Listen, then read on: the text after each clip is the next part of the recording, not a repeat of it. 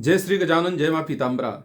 कृष्णाय वासुदेवाय हरे परमात्मने प्रणतक्लेशनाशाय गोविंदाय नमो नमः।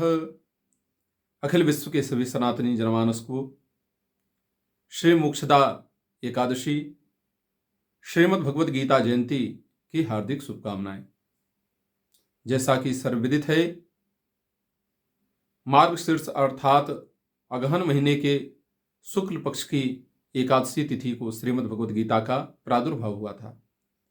कब और कहां हुआ? द्वापर युग में कुरुक्षेत्र के युद्ध स्थल में अर्जुन को भगवान श्री कृष्ण ने उपदेश दिया।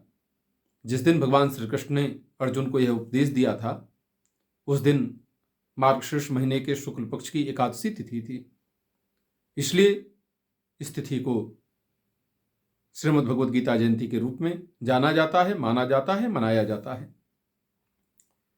साथ ही आज के दिन मोक्षदा एकादशी के रूप में भी हम लोग व्रत करते हैं, पूजन करते हैं, भगवान श्री हरि का ध्यान करते हैं। श्रीमद् भगवद गीता सभी सनातन धर्मावलंबियों का अद्वितीय ग्रंथ है, दिव्य ग्रंथ है। युद्ध स्थल पे इतना बड़ा ज्ञान का उपदेश जो भगवान श्री कृष्ण ने अर्जुन को दिया था, उनके माध्यम से आज हम सभी के बीच में विद्यमान है, जिसका अनेक भाषाओं में अनुवाद हो चुका है। जिस भगवत गीता के ऊपर अनेक मनीषियों ने व्याख्यान दिए, अनेक भाष्यकारों ने भाष्य लिखा, उसका अध्ययन, अनुशीलन हम सभी के लिए परम आवश्यक है। सभी सनातन धर्मावलंबी बंधुओं के घर में श्रीमद् भगवत गीता अवश्य विद्यमान होनी चाहिए।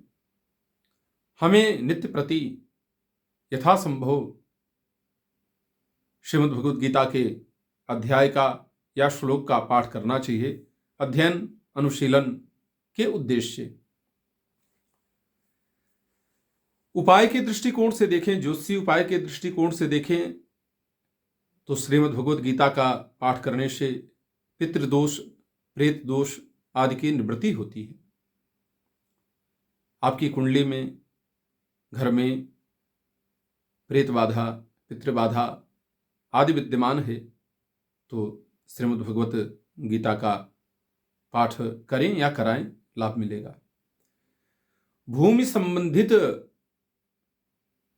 विवादों में विजय के उद्देश्य से भी मैंने श्रीमद् भगवत गीता के पाठ कराए। न्यूनतम 18 पाठ कराए हैं, जिसमें आशातीत लाभ मिला है। भूमि संबंधित मुकदमे न्यायालय में विचारणीय हैं, तो वहां पर भी श्रीमद् भगवत गीता का पाठ कल्याणप्रद सिद्ध हुआ है।